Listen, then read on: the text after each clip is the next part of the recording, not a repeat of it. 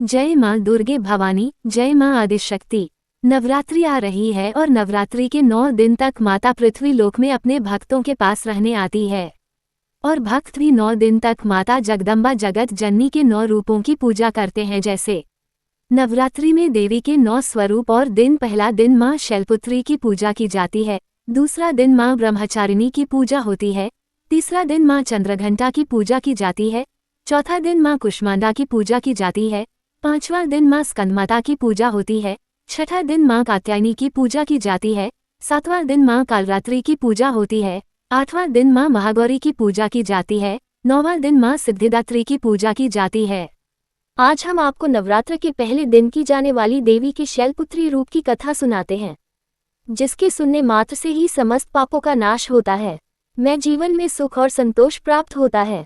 मृत्यु के पश्चात भी उसे आत्मा को वह स्थान मिलता है जो देवताओं के लिए प्राप्त करना भी दुर्लभ है। तो चलिए माता की इस महान महिमा से युक्त कथा को सुनते हैं।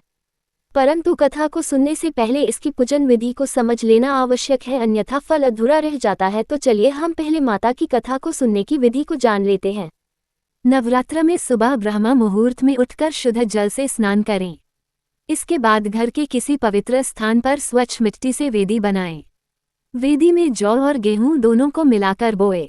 वेदी के पास धरती मां का पूजन कर वहां कलश स्थापित करें। इसके बाद सबसे पहले प्रथम पूजा श्री गणेश की पूजा करें। बाद दुर्गा सप्तशती का पाठ करें। मां शैलपुत्री की तस्वीर स्थापित करें और उसके नीचे लकड़ी की चौकी पर लाल वस्त्र बिछाएं। इसके ऊपर केशर से शम लिखें और उसके ऊपर मनोकामना पूर्ति। फिर वेदी के किनारे पर वैदिक मंत्रोच्चार के बीच देवी मां की प्रतिमा स्थापित करें। मां दुर्गा की कुमकुम, चावल, पुष्प, इत्र इत्यादि से विधिपूर्वक पूजा करें। इसके बाद हाथ में लाल पुष्प लेकर शैलपुत्री देवी का ध्यान करें और मंत्र बोलें। तारांकन मंत्र ओम ह्रीं क्लीं चामुंडाय विच्चे ओम शैलपुत्री देव्यै नमः। मंत्र के साथ ही हाथ के पुष्प मनोकामना गुटिका व मां की तस्वीर के ऊपर छोड़ दें। इसके बाद भोग प्रसाद अर्पित करें और मां शैलपुत्री के मंत्र का जाप करें। ये जप कम से कम 108 होना चाहिए। तारांकन मंत्र ओम शम शैलपुत्री देव्यै नमः। मंत्र संख्या पूर्ण होने के बाद मां के चरणों में अपनी मनोकामना को व्यक्त करके मां से प्रार्थना करें और श्रद्धा से आरती कीर्तन करें। तारांकन मां शैलपुत्री के चरणों में गाय का घी अर्पित करने से भक्तों को आरोग्य का आशीर्वाद मिलता है और उनका मन एवं शरीर दोनों ही निरोगी रहता है। शैलपुत्री माता व्रत कथा। जय माता दी। एक बार प्रजापति दक्ष ने यज्ञ करवाने का फैसला किया। इसके लिए उन्होंने सभी देवी देवताओं को निमंत्रण भेज दिया, लेकिन भगवान शिव को नहीं। देवी सती भलीभांति जानती थी कि उनके पास निमंत्रण आएगा, लेकिन ऐसा नहीं हुआ। वो उस यज्ञ में जाने के लिए बेचैन थी, लेकिन भगवान शिव ने मना कर दिया। उन्होंने कहा कि यज्ञ में आने के लिए उनके पास कोई भी निमंत्रण नहीं आया है और इसलिए वहां जाना उचित नहीं है।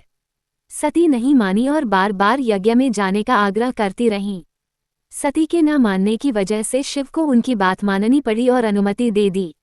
सती जब अपने पिता प्रजापति दक्ष के यहाँ पहुंची तो देखा कि कोई भी उनसे आदर और प्रेम के साथ बातचीत नहीं कर रहा है। सारे लोग मुंह फेरे हुए हैं और सिर्फ उनकी माता ने स्नेह से उन्हें गले लगाया। उनकी बाकी बहनें उनका उपहास उड़ा रही थीं और सती के पति भगवान शिव को भी तिरस्कृत कर रही थीं। स्वयं दक्ष ने भी अपमान करने का मौका ना छोड़ा। ऐसा व्यवहार देख सती दुखी हो गई। अपना और अपने पति का अपमान उनसे सहन न हुआ और फिर अगले ही पल उन्होंने वो कदम उठाया जिसकी कल्पना स्वयं दक्ष ने भी नहीं की होगी। सती ने उसी यज्ञ की अग्नि में खुद को स्वाहा कर अपने प्राण त्याग दिए। भगवान शिव को जैसे ही इसके बारे में पता चला तो वो दुखी हो गए। दुख और गुस्से की ज्वाला में जलते हुए शिव ने उस यज्ञ को ध्वस्त कर दिया। इसी सती ने फिर हिमालय के यहाँ जन्म लिया और वहाँ जन्म लेने की वजह से इनका नाम शैलपुत्री पड़ा। अगर आपको यह वीडियो अच्छी लगी हो तो लाइक करें और हमारे चैनल संस्कृत विधि को सब्सक्राइब करें। और अगर आप नवरात्रि में माता दुर्गा सप्तशती के स्तोत्र का पाठ करते हैं तो उसका विशेष ही लाभ मिलता है। उसकी वह नवरात्रि व्रत कथा की भी वीडियो हमारे चैनल पर उपलब्ध है। आप वहां जाकर उन्हें देख सकते हैं।